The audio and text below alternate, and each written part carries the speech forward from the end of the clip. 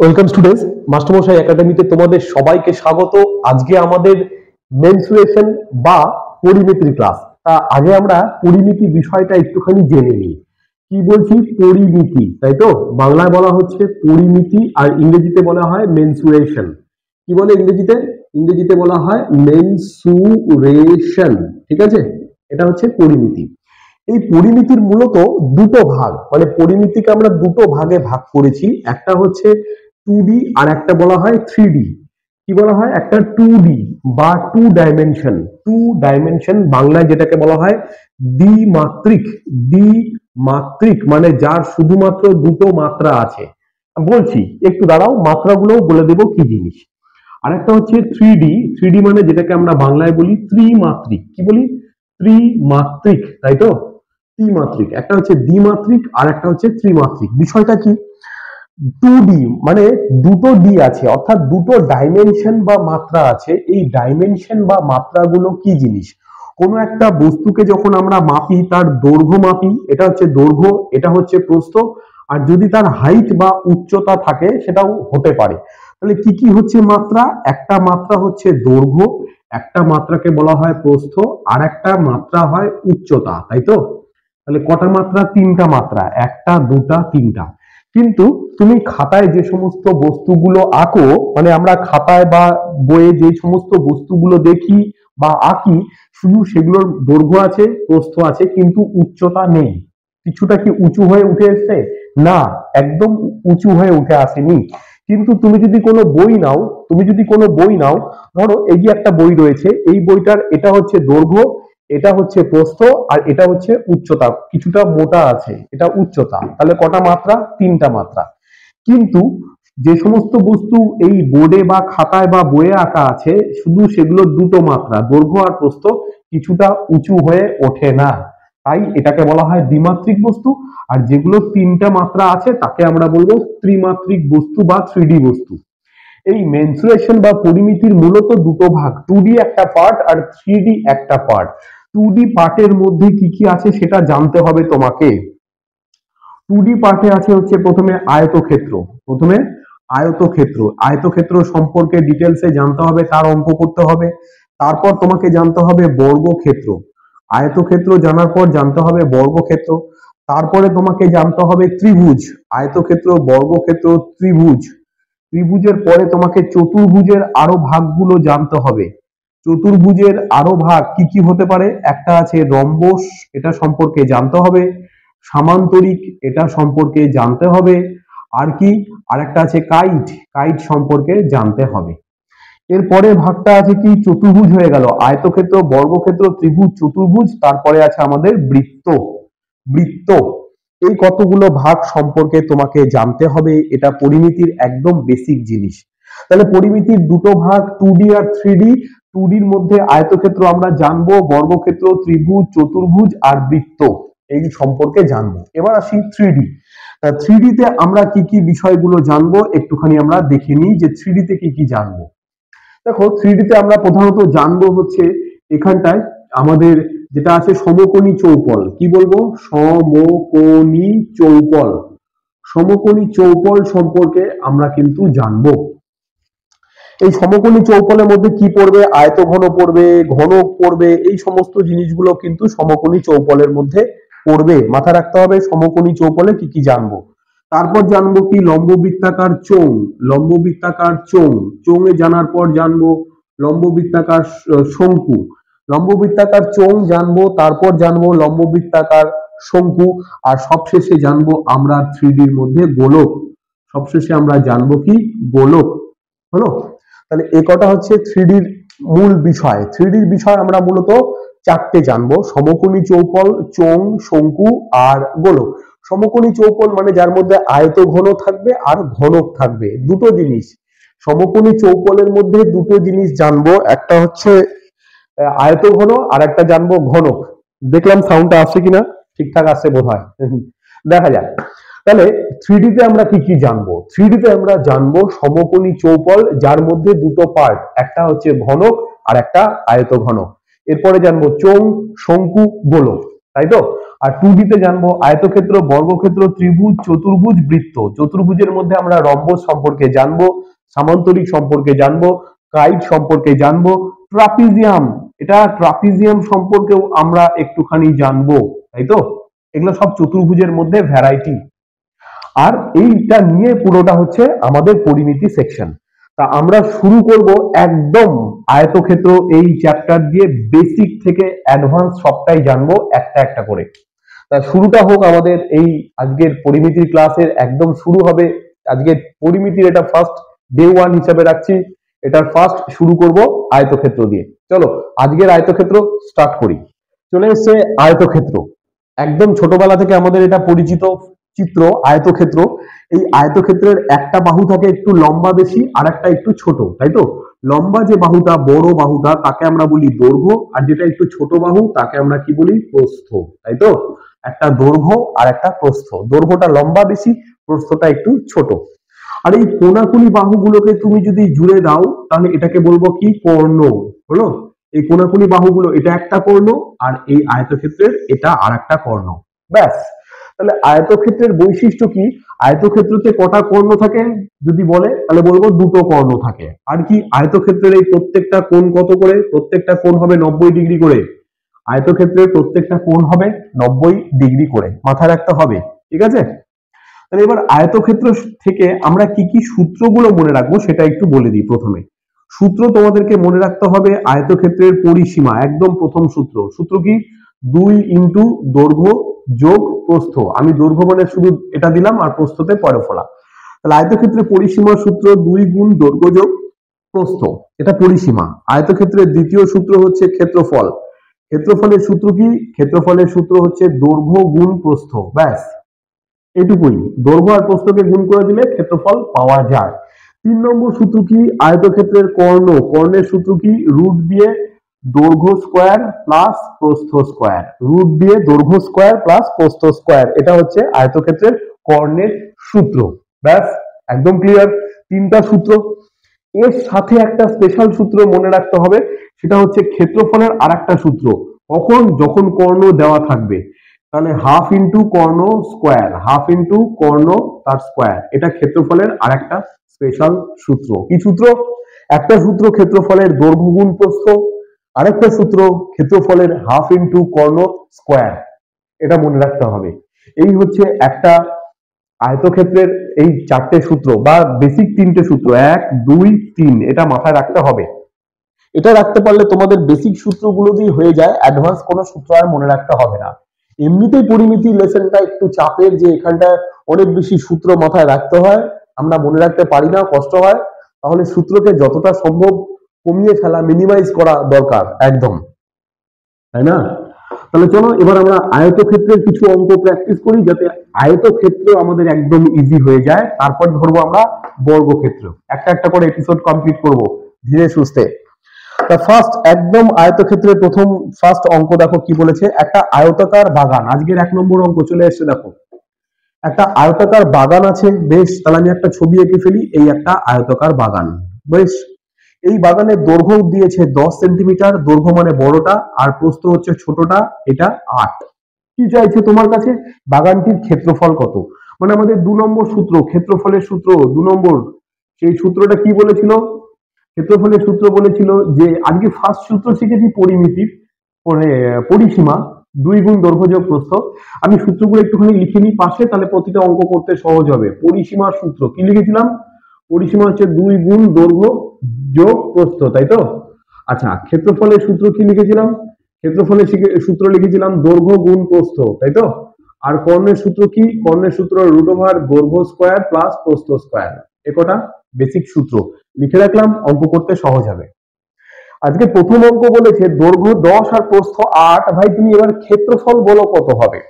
তাহলে ক্ষেত্রফলের সূত্র কি? দেখো এখানে আছে, এই ক্ষেত্রফলের সূত্র দৈর্ঘ্য গুণ প্রস্থ, দৈর্ঘ্য 10 আর প্রস্থ 8, তাহলে 8 10 80। উত্তর কি হবে? একক 80। এটা আছে সেন্টিমিটার, এটাও আছে সেন্টিমিটার, তাহলে উত্তর হবে বর্গ সেন্টিমিটার বা সেন্টিমিটার স্কয়ার, বা বাংলায় বললে বর্গ সেন্টিমিটার। তাহলে হয়ে গেল, একের উত্তর চলে আসলো তোমাদের 80। এটা 1 নম্বর অঙ্ক, আশা করি একদম পরিষ্কার। চলো আজকের 2 নম্বর অঙ্ক, একদম বেসিক থেকে অ্যাডভান্সে যাব। বেসিক থেকে অ্যাডভান্স। চলো, তারপরে বলেছে একটা আয়তক্ষেত্রের দৈর্ঘ্য 10 আর প্রস্থ 6, পরিসীমা কত? তাহলে এই একটা আয়তক্ষেত্র আছে যার দৈর্ঘ্য 10 আর প্রস্থ কত? 6। দৈর্ঘ্যটা হচ্ছে 10 আর প্রস্থটা 6, তাহলে এর পরিসীমা চাইছে। এবার আয়তক্ষেত্রের পরিসীমার সূত্র মানে 1 নম্বর সূত্র কি বলেছে? পরিসীমার সূত্র হচ্ছে 2 গুণ দৈর্ঘ্য যোগ প্রস্থ। 2 গুণ দৈর্ঘ্য 10 প্লাস প্রস্থ, প্রস্থ 6। তাহলে 10 আর 6 যোগ করলে 16, 16কে 2 দিয়ে গুণ করলে 32। অর্থাৎ এই আয়তকার জমিটার পরিসীমা হবে 32 সেন্টিমিটার। সেন্টিমিটার, এটার একক সেন্টিমিটার, এটার একক সেন্টিমিটার, তাহলে পরিসীমার এককও সেন্টিমিটারই হবে। শুধু ক্ষেত্রফলের জায়গায় বর্গ কথাটা আসবে। কি বললাম? ক্ষেত্রফলের জায়গায় বর্গ কথাটা আসবে, রাইট? চলো 3 নম্বর চলে যাই। আজকের 3 নম্বর অঙ্ক দেখি কি বলেছে। বলেছে যে একটা আয়তকার বাগানের দৈর্ঘ্য 12, প্রস্থ 5। আবার একটা আয়তক্ষেত্র দিয়ে দিয়েছে যার দৈর্ঘ্য 12 আর প্রস্থ কত? 5। কি চাইছে? বলেছে এর কর্ণ কত হবে? 3 নম্বর সূত্র কর্ণ। কর্ণের সূত্র কি শিখেছি আমরা? রুট ওভার দৈর্ঘ্য তার স্কোয়ার, দৈর্ঘ্য মানে 12, 12 তার স্কোয়ার প্লাস প্রস্থ তার স্কোয়ার, প্রস্থ মানে 5 তার স্কোয়ার। তাহলে তোমরা 12 স্কোয়ার কত পাবা? তোমরা 12 স্কোয়ার পাবা 144 আর 5 স্কোয়ার পাবা 25, তাই কি না? দুটো 12 গুণ করলে 144 হয়, 12 স্কোয়ার 144। এটা কিন্তু তোমাদের মুখস্থ রাখলে বেস্ট হবে। কতদূর? 1 থেকে 27 পর্যন্ত তোমরা সংখ্যাগুলোর বর্গগুলো মুখস্থ করে ফেলো খুব তাড়াতাড়ি। কত? দেখো ভালো করে, 1 থেকে 27 পর্যন্ত সংখ্যার স্কোয়ার মুখস্থ করে ফেলো। তাহলে 12 স্কোয়ার 144 আর 5 স্কোয়ার 25, দুটো যোগ করলে আসবে 169। 169 169 কার বর্গতে হয়? 13। তাহলে 169 বর্গমূল করলে 13, অর্থাৎ আয়তক্ষেত্রটির কর্ণ হবে 13 সেন্টিমিটার। একদম পরিষ্কার? একদম পরিষ্কার? তাহলে 169 এর বর্গমূল করলে কত হয়? 13 হয়। এগুলো কিন্তু মুখস্থ রাখতে হবে, একদম মুখস্থ রাখতে হবে স্কোয়ার গুলো। কত পর্যন্ত? 1 থেকে 27 পর্যন্ত স্কোয়ার মুখস্থ চাই। নেক্সট আজকের নাম্বার 4 কি বলেছে দেখো। একটা আয়তক্ষেত্রের বাহু, একটি বাহু 8 মিটার এবং কর্ণ 10 মিটার, অপর বাহু কত? বেশ, এই একটা আয়তক্ষেত্র আছে, এর একটা বাহু 8 আর এই কর্ণটা কত বলে দিয়েছে? 10। তাহলে অপর একটি বাহু কত হবে? অপর বাহুটা কত হবে এটা আমরা দেখেই বলতে পারি, 6 আর 10 কম্বিনেশন থেকে। কিসের combination? Triplet form. Triplet form কি জিনিস? একটা সমকোণী ত্রিভুজের, ভালো করে বুঝবে, একটা সমকোণী ত্রিভুজের লম্ব, এটা ভূমি, আর এই বাহুটাকে বলে অতিভুজ। এই তিনটার মধ্যে রিলেশন আছে একটা, কি?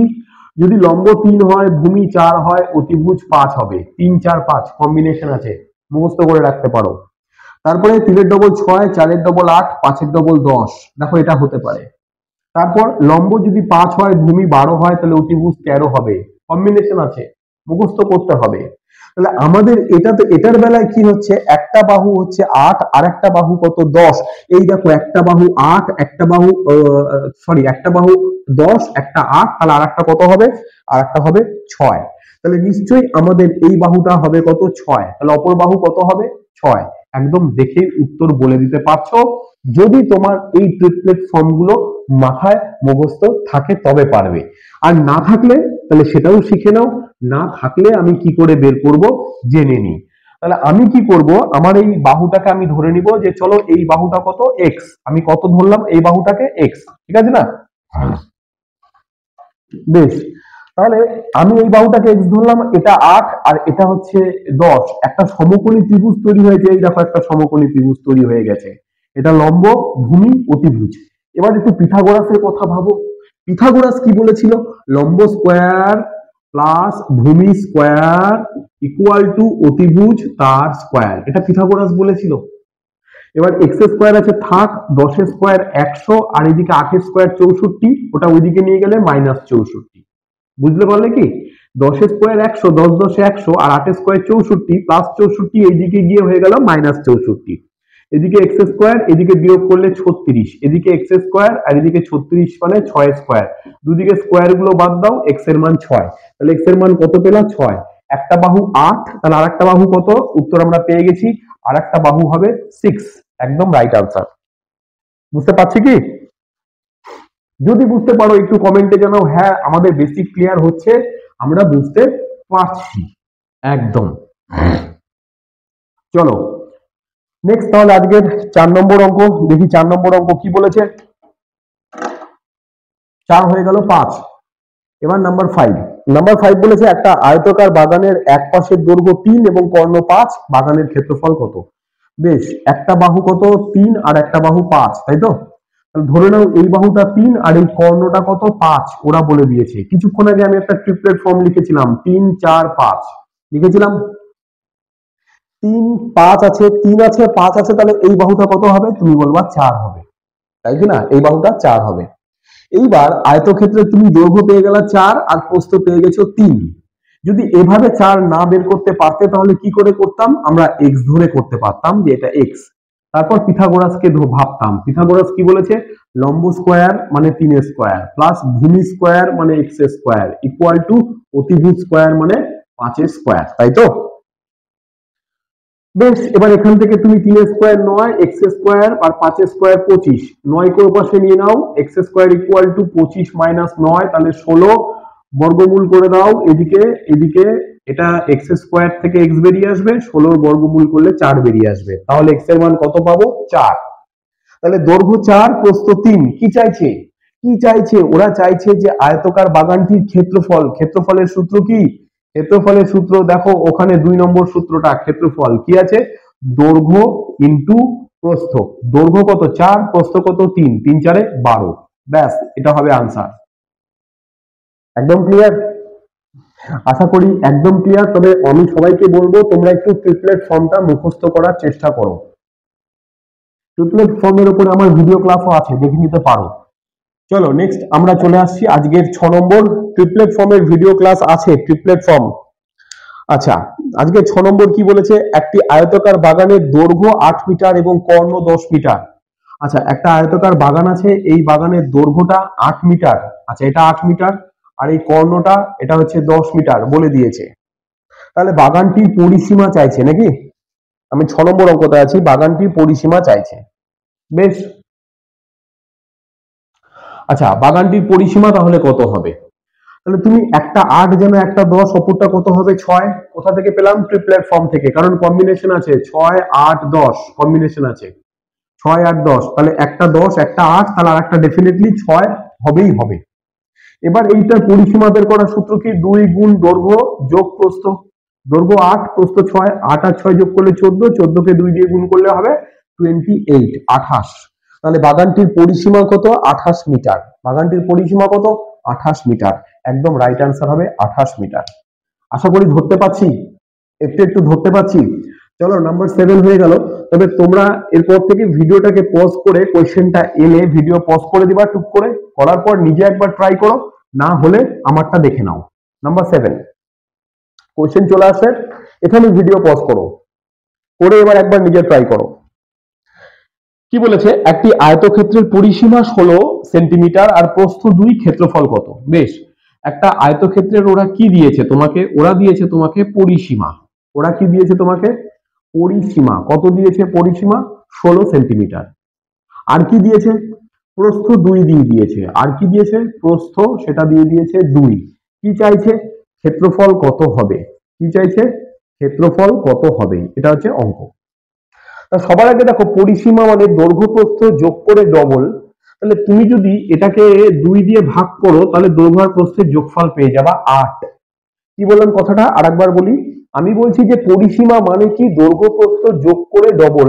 তাহলে পরিসীমাকে 2 দিয়ে ভাগ করলে যেটা পাওয়া যায় সেটা কি? সেটা দৈর্ঘ্য আর প্রস্থের যোগফল। সেটা মানে কত? 8। তার মধ্যে প্রস্থ কত? 2। তাহলে 8 এর থেকে 2 বাদ দিয়ে দাও, তাহলে কত পাবা? 6। এটাই হবে দৈর্ঘ্য। এটাই হবে দৈর্ঘ্য। দৈর্ঘ্য 6 আর প্রস্থ 2, 6 2 8, এই দেখো 8 হয়েছে তো? তাহলে প্রস্থ পেয়ে গেছো, দৈর্ঘ্য পেয়ে গেছো, ক্ষেত্রফল চাইছে। তাহলে কি সূত্র? দৈর্ঘ্য গুণ প্রস্থ। দৈর্ঘ্য হচ্ছে 6, প্রস্থ হচ্ছে 2, 6 2 12। তাহলে আমাদের ক্ষেত্রফল কত হবে? 12। একদম রাইট আনসার 12।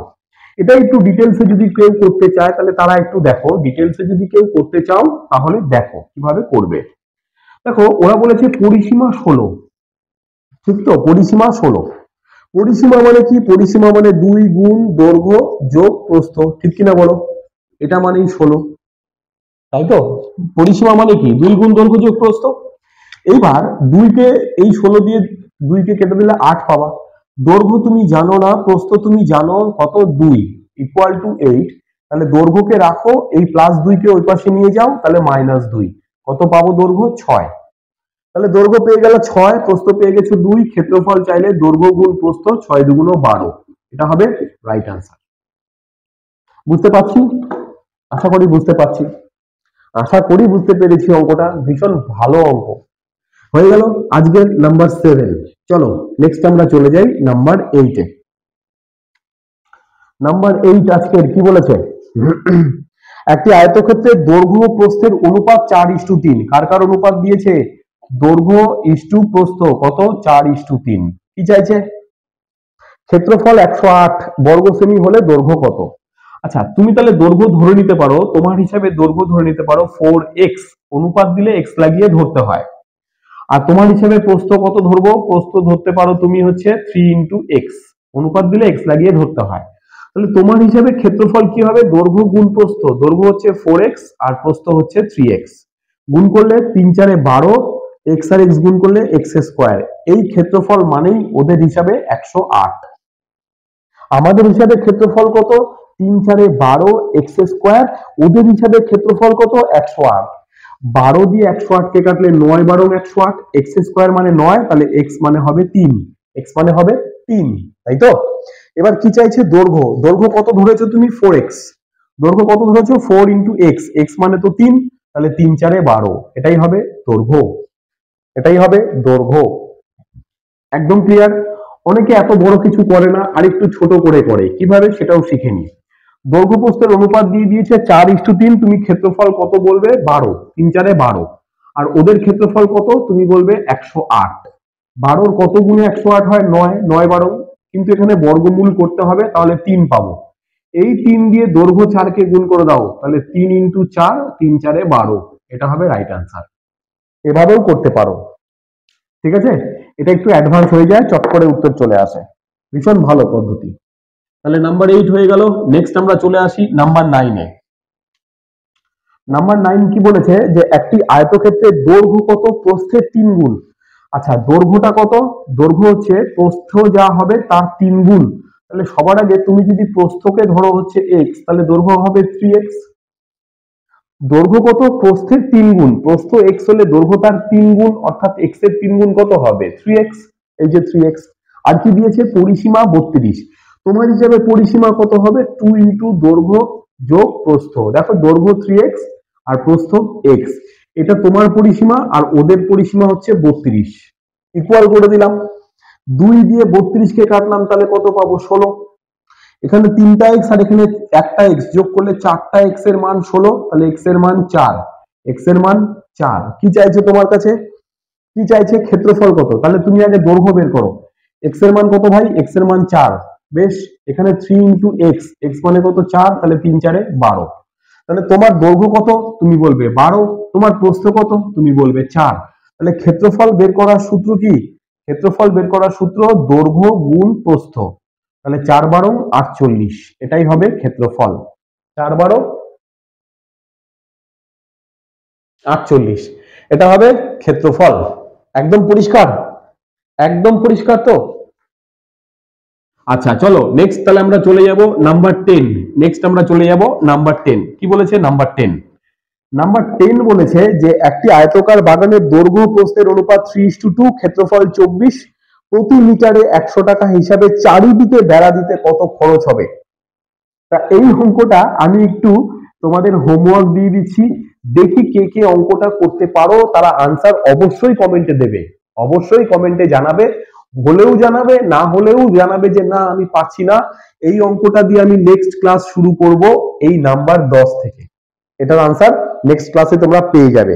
একদম পরিষ্কার? তাহলে এটার আনসার জানার জন্য তোমাদের কি করতে হবে? পরের ক্লাসটা অবশ্যই দেখতে হবে। সবাই ভালো থেকো, পড়াশোনা চালিয়ে যাও।